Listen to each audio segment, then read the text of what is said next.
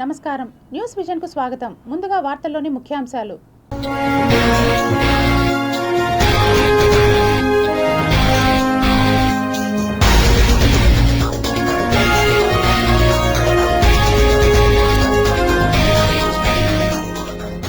Arab దేశాల్లో చిచ్చుపెట్టి కార్గ్ attack, పొరుగు దేశానికి ఇరాన్ స్ట్రాంగ్ వార్నింగ్. ఢిల్లీలో అద్భుత ఘట్టం, ప్రపంచంలోనే అత్యంత ఎత్తైన నీలకంఠవర్ణి తపోమూర్తి విగ్రహ ప్రతిష్టాపన. రాజధానిపై అసెంబ్లీ ముద్ర, 28న రాష్ట్ర శాసనసభ ప్రత్యేక భేటీ. తెల్లవారుతున్న వేళ మాడి మసైపోయిన 13 మంది బతుకులు, మరో 6గురి పరిస్థితి విషమం. కాణిపాకంలో హుండీ లెక్కింపు, రికార్డు స్థాయిలో ఆదాయం, ఈవో పెంచల కిషోర్ వెల్లడి.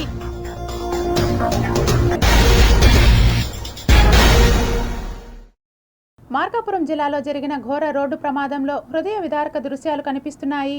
తెల్లవారుతున్న వేళ బతుకులు తెల్లారిపోయాయి. గమ్యస్థానాన్ని కాసేపట్లో చేరుకుంటామనే లోపే మృత్యు అగ్నికీలల రూపంలో కబళించింది. ప్రయాణికుల ప్రాణాలు తీసేసింది మరో ట్రావెల్స్ బస్సు. డ్రైవర్ నిర్లక్ష్యానికి 13 మంది ప్రాణాలు కోల్పోయారు.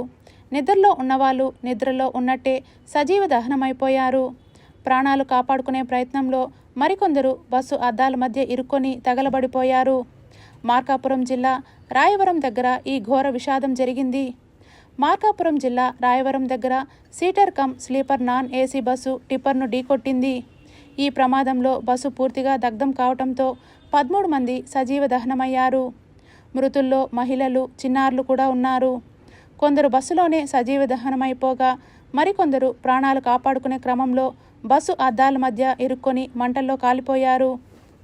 ప్రమాద సమయంలో బస్సులో 41 మంది ప్రయాణికులు ఉన్నట్టు తెలుస్తోంది. ప్రస్తుతం 26 మందిని మార్కాపురం ప్రభుత్వ ఆసుపత్రికి తరలించారు. వీళ్ళల్లో 7గురి పరిస్థితి విషమంగా ఉంది. హరికృష్ణ ట్రావెల్స్ బస్సు జగిత్యాల నుంచి నెల్లూరు జిల్లా కలిగిరి వెళ్తుండగా ఈ ప్రమాదం జరిగింది. పలకల క్వారీ దగ్గర ఎదురుగా వస్తున్న టిప్పర్ను ఢీకొట్టింది ట్రావెల్స్ బస్సు. బస్సు ఢీకొనడంతో టిప్పర్ డీజిల్ ట్యాంక్ నుంచి మంటలు చెలరేగి కొన్ని క్షణాల్లోనే తగలబడిపోయింది. బస్సు అద్దాలు పగలగొట్టి బయటపడే లోపే పొగతో ఉక్కిరిబిక్కిరి చేసింది. బస్సు నుంచి దిగటానికి వీల్లేకుండా అగ్నికీలలు వ్యాపించాయి. ప్రయాణికులంతా నెల్లూరు, మార్కాపురం జిల్లా వాసులుగా గుర్తించారు. బస్సు ప్రమాదంలో గాయపడిన వారిని మార్కాపురం ఏరియా ఆసుపత్రికి తరలించారు. ఆసుపత్రిలో 26 మందికి చికిత్స అందిస్తున్నట్లు డాక్టర్లు చెప్పారు. వీరిలో 7గురి పరిస్థితి విషమంగా ఉన్నట్లు వెల్లడించారు. మార్కాపురం బస్సు ప్రమాద ఘటనపై తెలంగాణ ముఖ్యమంత్రి రేవంత్ రెడ్డి తీవ్ర దిగ్భ్రాంతిని వ్యక్తం చేశారు. ప్రమాద ఘటనలో పలువురు మంది మృతి, కొందరికి తీవ్ర గాయాల పాలవటంపై సీఎం విచారం వ్యక్తం చేశారు. మృతుల కుటుంబాలకు ముఖ్యమంత్రి సానుభూతి తెలిపారు. గాయపడిన వారు త్వరగా కోలుకోవాలని సీఎం ఆకాంక్షించారు. బస్సు నిర్మల్ నుంచి నెల్లూరు వైపు వెళ్తున్న నేపథ్యంలో బస్సు ప్రమాదంలో మృతి చెందిన వారు, గాయపడిన వారు వివరాలు తెలుసుకోవాలని రాష్ట్ర ప్రభుత్వ ప్రధాన కార్యదర్శి రామకృష్ణారావును ముఖ్యమంత్రి ఆదేశించారు. ఏపీ అధికారులతో మాట్లాడి పూర్తి వివరాలు సేకరించాలని సూచించారు. గాయపడిన వారికి మెరుగైన వైద్యం సహాయం అందేలా చూడాలన్నారు. ముఖ్యమంత్రి రేవంత్ రెడ్డి ఆదేశాలతో సీఎస్ రామకృష్ణారావు ఏపీ సీఎస్తో మాట్లాడారు.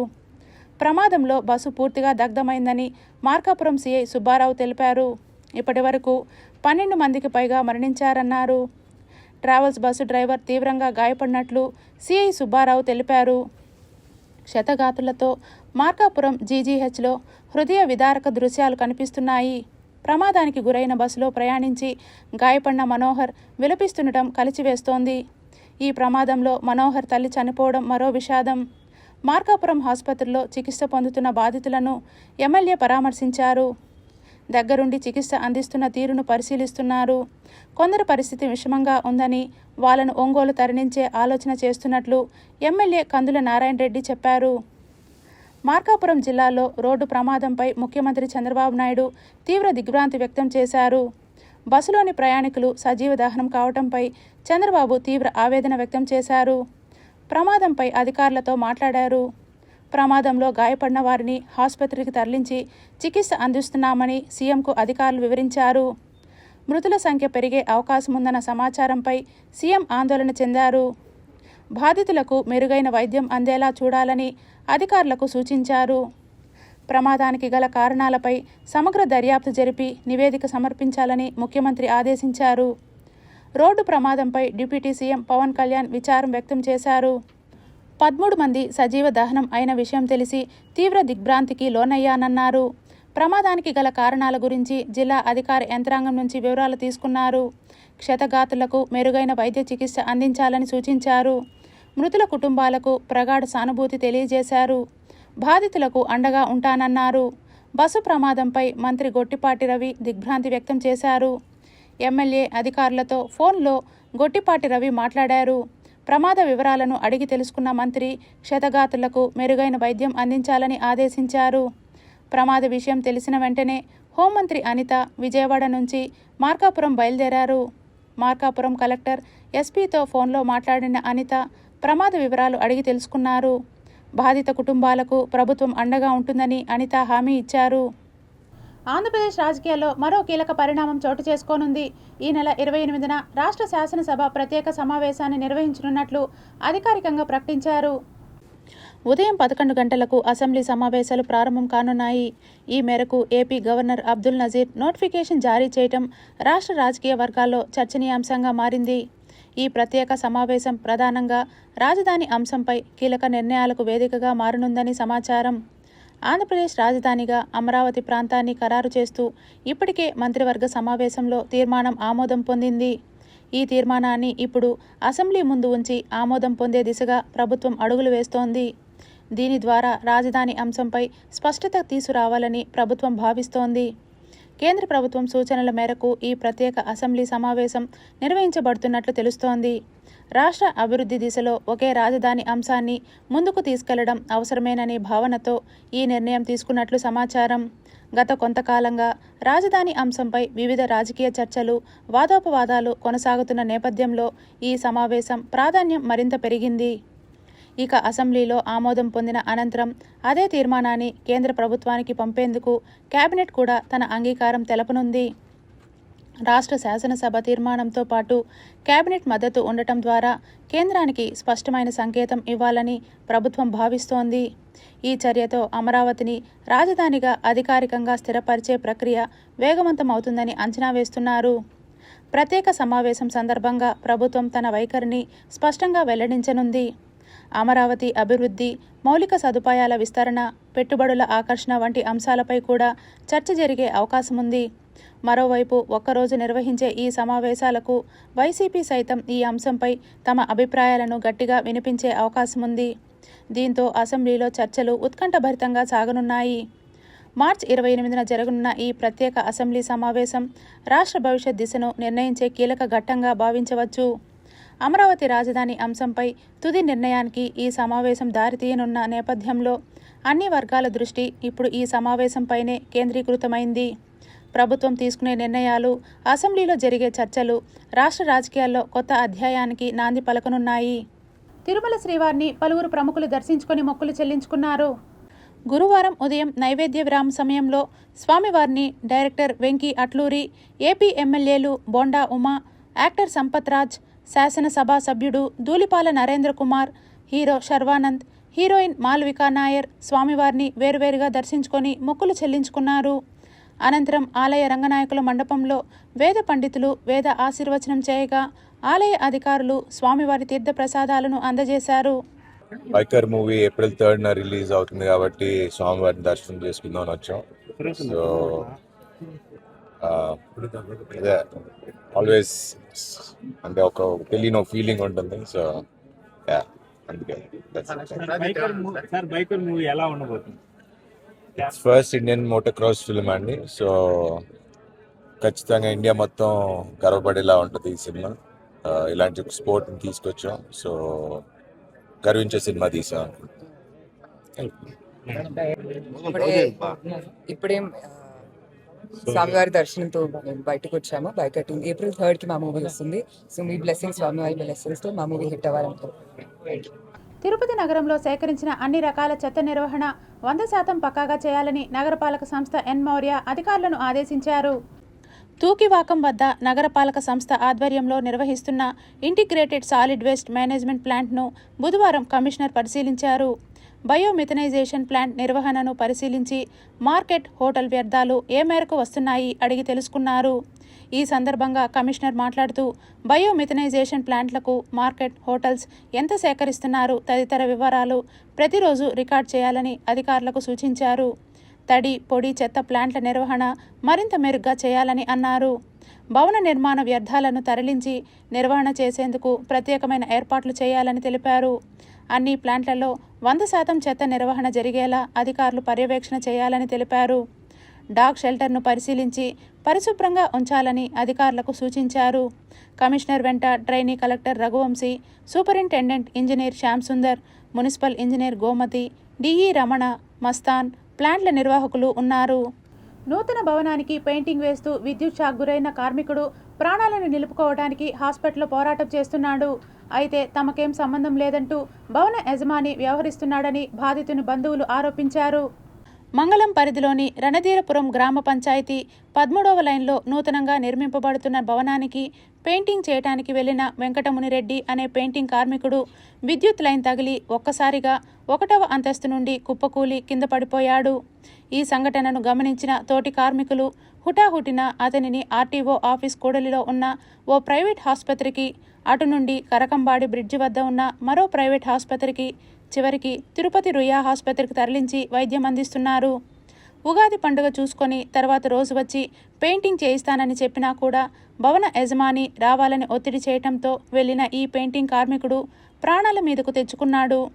విద్యుత్ లైన్లు ఉన్నాయి, వాటికి ప్లాస్టిక్ పైపులను వేయిస్తే మాకు ప్రమాదం జరగకుండా ఉంటుందని చెప్పినా కూడా భవన యజమాని పట్టించుకోకపోవటం వలన ఈరోజు పెయింటింగ్ కార్మికుడు ప్రాణాపాయ స్థితిలో ఆసుపత్రిలో చికిత్స పొందుతున్నాడు. దీంతో పాటుగా ఎక్కడ కార్మికుడు కుటుంబానికి ఆర్థిక సాయం తాము చేయాల్సి వస్తుందోనని కుట్రబుద్ధితో ఉన్న భవన యజమాని వారి ఇంటిపైకి దాడికి వచ్చారని పోలీసులకు ఫిర్యాదు చేయడానికి వెళ్లడం గమనార్హం. దీనిపై పోలీసులు సమగ్ర దర్యాప్తు జరిపి బాధితుడు కుటుంబానికి న్యాయం చేయాలని కార్మికుల సంఘం బంధువులు కోరారు. మా అన్న పేరు వెంకటముని రెడ్డి. వీళ్ళు ఇంటికల్లో ఉగాది రోజున పనికి పిలిచారు, బలవంతంగా పెట్టి వాళ్ళకి పైపులు వేయండి అంటే పైపులు వేయకుండా మా అన్నకి దానివల్ల ప్రమాదం జరిగింది. ఉగాదికి ప్రెజర్ పెట్టారు. తర్వాత ఏమంటే వాళ్ళు రెస్పాన్స్ ఏమీ ఇవ్వడం లేదు. సోసే హాస్పిటల్కి తీసుకెళ్ళాము. తర్వాత వాళ్ళు ఒక 10,000 ఖర్చు పెట్టారు. అటు నుంచి అమరా హాస్పిటల్కి తీసుకెళ్ళాము. ఆడ తీసుకెళ్తే ఆడ మేము చెప్పలేమన్నారు. అక్కడ ఒక 2 lakhs అయ్యింది. అక్కడి నుంచి నేరుగా రొయ్య హాస్పిటల్కి తీసుకొచ్చాము. ఆపరేషన్ జరిగింది. వాళ్ళు వచ్చి ఏమాత్రం ఇంతవరకు వారం అవుతున్నా ఏం పట్టించుకోలేదు, రెస్పాన్స్ లేదు. తర్వాత రిటర్న్ మా పైన కేసు పెట్టారు. ఎందుకు పని చేస్తామంటే తర్వాత రిటర్న్ మా పైన కేసు పెట్టారు. మా అమ్మకైతే డయాలసిస్ జరుగుతుంది. వాళ్ళు వచ్చి ఇంతవరకు ఏమైంది ఏమైనా రెస్పాన్స్ లేకుండా చేస్తున్నారు.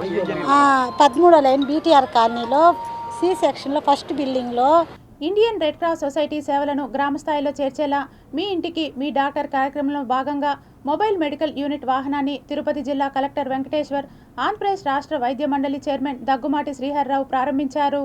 బేసికలీ ఈ వెహికల్ మనకి అత్యంత మార్జినలైజ్డ్ సెక్షన్స్ అయినటువంటి ఎస్టీ, ఎస్సీ హ్యాబిటేషన్స్కి ఎక్కువగా వెళ్తూ అక్కడ పర్ డే 100 పేషెంట్స్ని చూసే విధంగా ఓపీ సర్వీసెస్ అండ్ మెడికేషన్స్ ఇచ్చే విధంగా దీన్ని కాన్సెప్షలైజ్ చేయడం జరిగింది.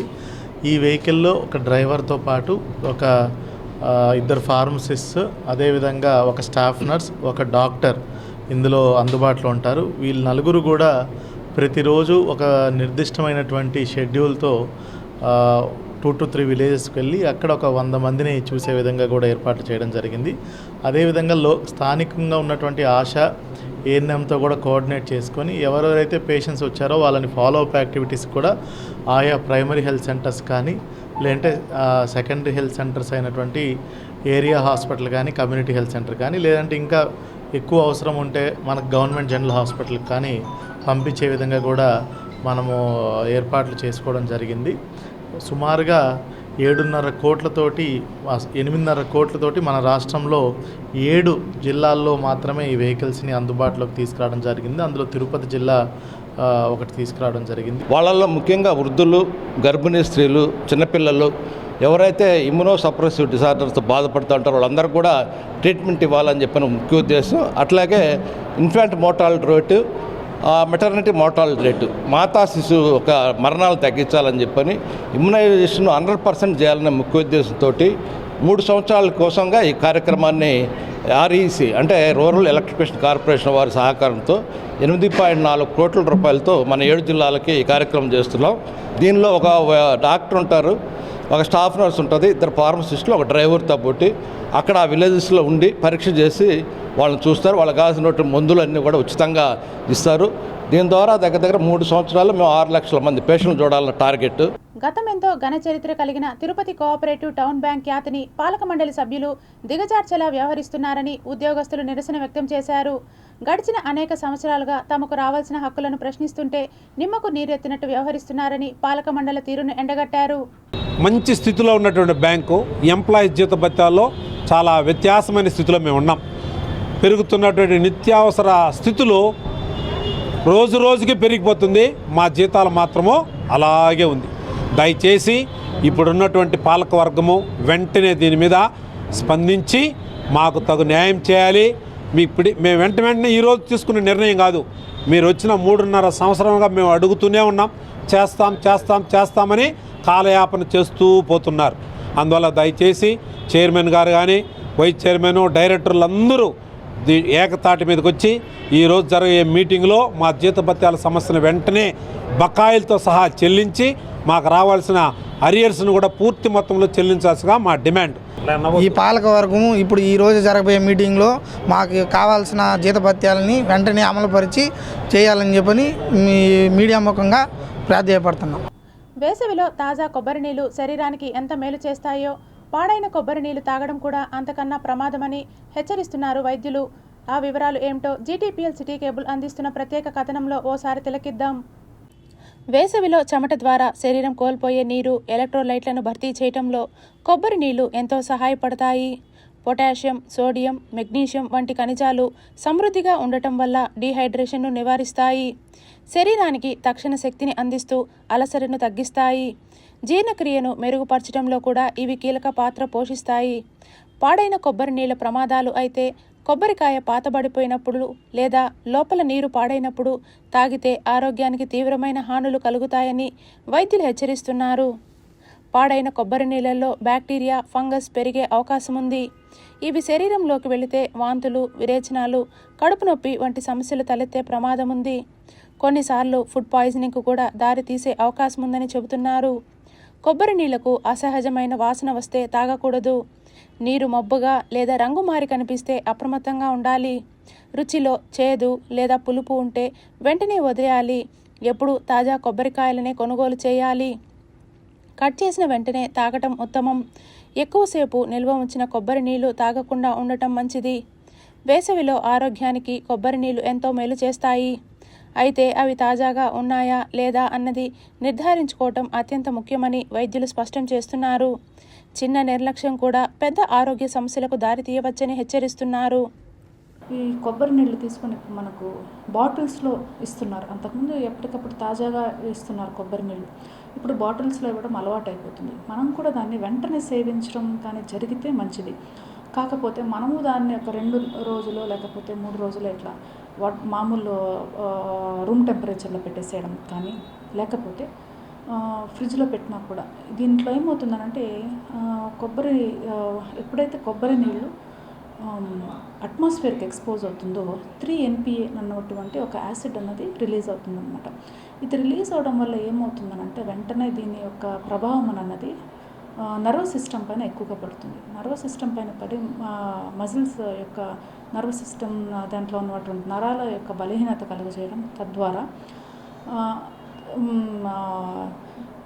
తక్షణ ఇదైనటువంటి వాంతులు, విరేచనాలతో పాటు కిడ్నీ లేదా లివర్ ఫెయిల్యూర్ ఇట్లాంటి ప్రాణాంతకమైనటువంటి డిసార్డర్స్ అన్నీ అయిపోయి కొన్నిసార్లు ప్రాణాలపై కూడా తెచ్చుకోవచ్చు. కాబట్టి ఈ సమ్మర్లో అందట్టు ఎండలు ఎక్కువ ఉన్నాయి కాబట్టి తాజాగా కొట్టినటువంటి కొబ్బరి నీళ్ళు తీసుకొని మీ ఆరోగ్యాన్ని కాపాడుకోవాల్సిందిగా కోరుతున్నాను.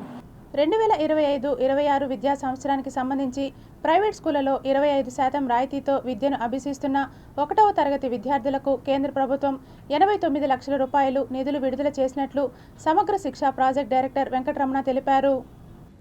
గురువారం చిత్తూరు పీఓ కార్యాలయంలో మీడియాతో మాట్లాడుతూ కేంద్ర ప్రభుత్వం విద్యా హక్కు చట్టం మేరకు ప్రైవేటు పాఠశాలలో పేద విద్యార్థులకు 25% రాయితీతో 450 మంది విద్యార్థులకు విద్యను అందిస్తున్నట్లు తెలిపారు.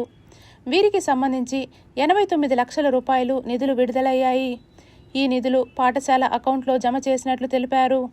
2026-27 విద్యా సంవత్సరానికి సంబంధించి 1000 మంది విద్యార్థులను వివిధ పాఠశాలలో అడ్మిషన్లు చేయనున్నట్లు పీఓ వెంకటరమణ వెల్లడించారు.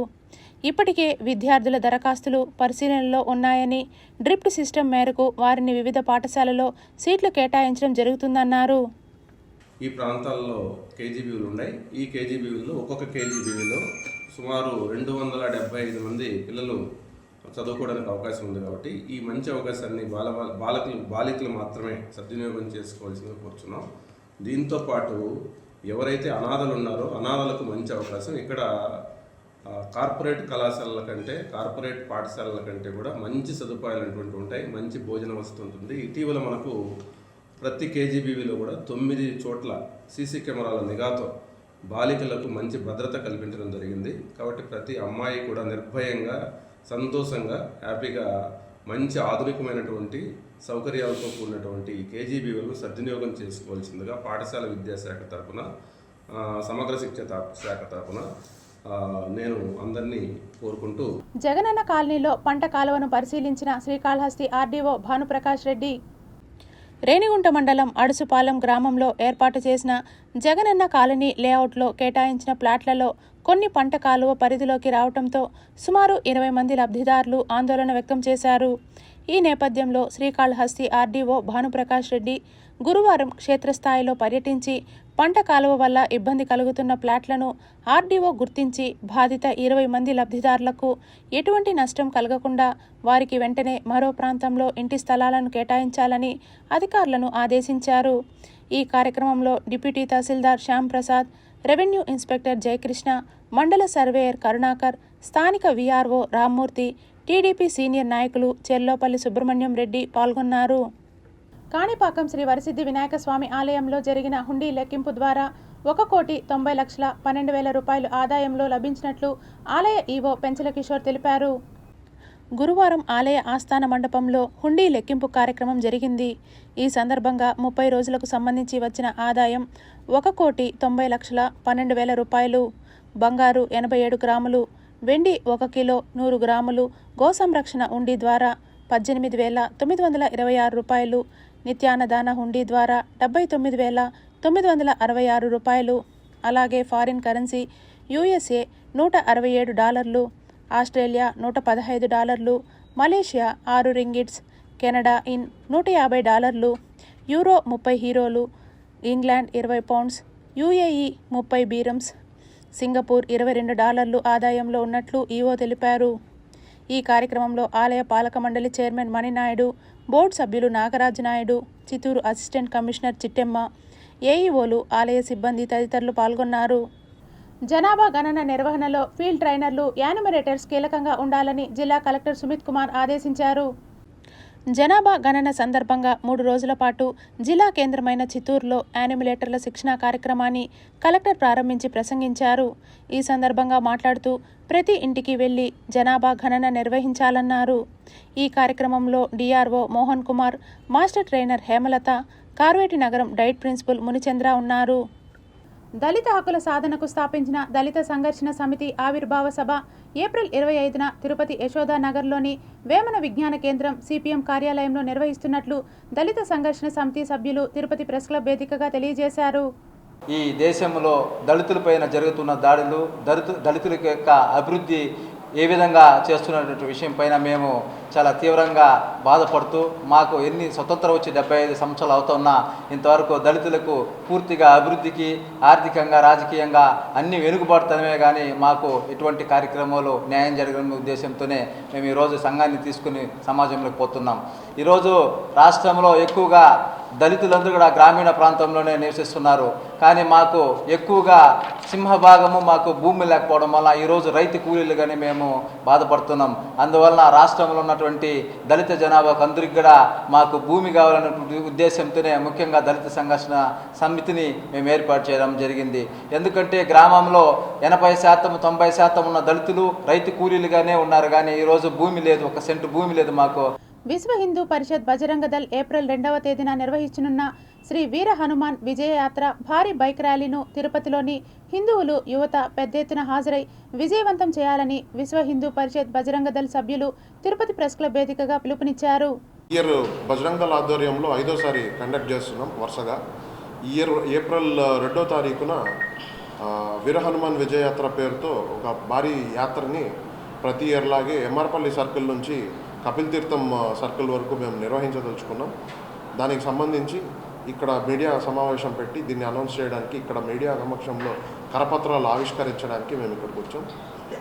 సో ఏప్రిల్ 2వ తారీఖున సాయంత్రం 4 గంటలకి ఎంఆర్పల్లి సర్కిల్ మీదుగా అక్కడ స్టార్ట్ అయ్యి Balaji colony, Gandhi road, Tilak road, తర్వాత మన వివి మహల్ రోడ్, అక్కడ నుంచి భవానీనగర్ సర్కిల్ మీదుగా ఇంకా లాస్ట్ మన కపిల్ తీర్థం సర్కిల్ వరకు యాత్ర ఉంటుంది. తిరుపతి రూరల్ గాంధీపురంలో అక్రమంగా ఎయిర్టెల్ కంపెనీకి చెందిన సెల్ టవర్ను ఏర్పాటు చేయడాన్ని స్థానికులు అడ్డుకున్నారు.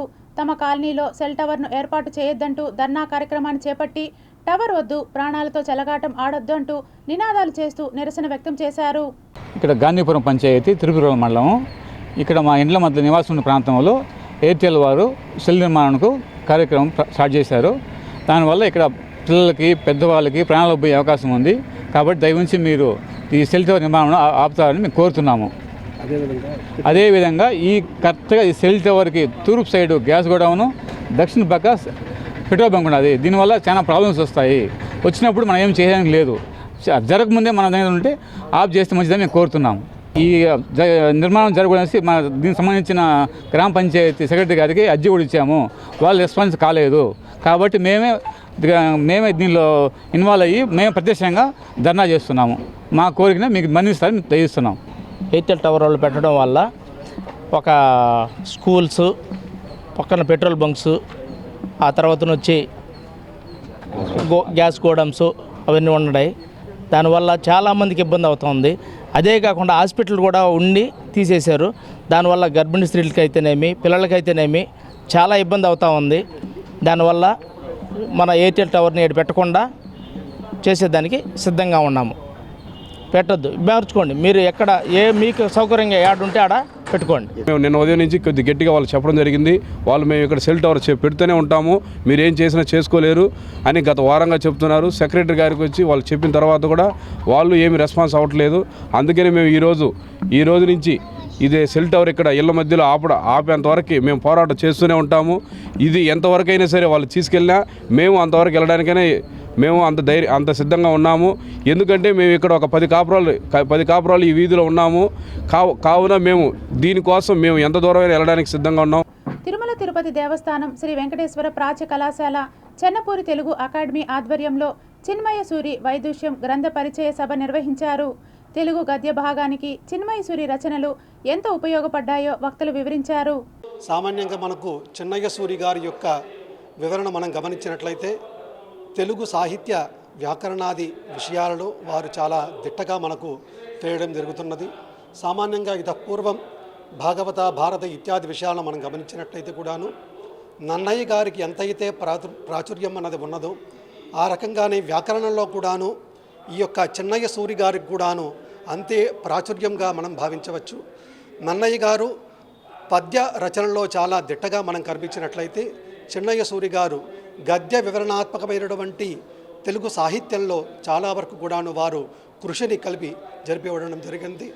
దాదాపు 60 ఏళ్ల నుంచి కూడా చిన్నయ్య సూరి వ్యాకరణం గురించి కానీ మిగతా వాటి గురించి కానీ ఎలాంటి కార్యక్రమాలు జరగలేదు. అలాంటి నేపథ్యంలో చెన్నపూరి తెలుగు అకాడమీ నుంచి శ్రీ తుమ్మాడి సంజీవరావు గారు చొరవ తీసుకొని చిన్నయ్య సూరి గారు భాషకు చేసిన సేవ ఏంటి, ఈరోజు ఇప్పుడున్న పరిస్థితులకు వారి సాహిత్యం కావచ్చు, అదేవిధంగా బాల వ్యాకరణం కావచ్చు, ఏ విధంగా అవసరమనే అంశాలను తెలియజేస్తూ చిన్నయ్య సూరి వైదుష్యం పేరిట ఒక పుస్తకాన్ని విడుదల చేశారు. Tirupati bullion gold jewellery and silver merchants association సమాచారం మేరకు తిరుపతి లోకల్ బులియన్ మార్కెట్లో బంగారం వెండి ధరలు ఇలా ఉంటాయి. 24 క్యారెట్ల బంగారం 10 గ్రాముల ధర 1,47,200 రూపాయలు. 22 క్యారెట్ల బంగారం 1 గ్రాము ధర 13,250 రూపాయలు. వెండి 1 కేజీ ధర 2,31,400 రూపాయలు. రీటైల్ వెండి 1 గ్రాము ధర 236 రూపాయల 40 పైసలుగా ఉంటుంది. వార్తలు ముగించే ముందు ముఖ్యాంశాలు మరోసారి.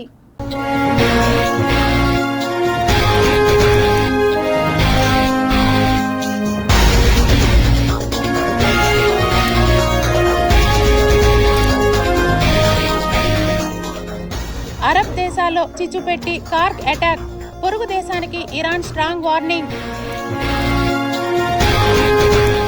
ఢిల్లీలో అద్భుత ఘట్టం, ప్రపంచంలోనే అత్యంత ఎత్తైన నీలకంఠవర్ణి తపోమూర్తి విగ్రహ ప్రతిష్టాపన. రాజధానిపై అసెంబ్లీ ముద్ర, 28న రాష్ట్ర శాసనసభ ప్రత్యేక భేటీ.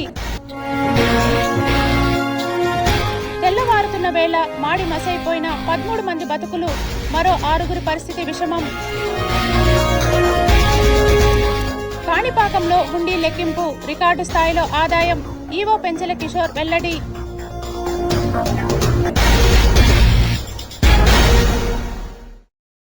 ఈ వార్తలు ఇంతటితో సమాప్తం. సమగ్ర సమాచారంతో న్యూస్ విజన్లో మళ్ళీ కలుద్దాం. అంతవరకు సెలవు. నమస్కారం.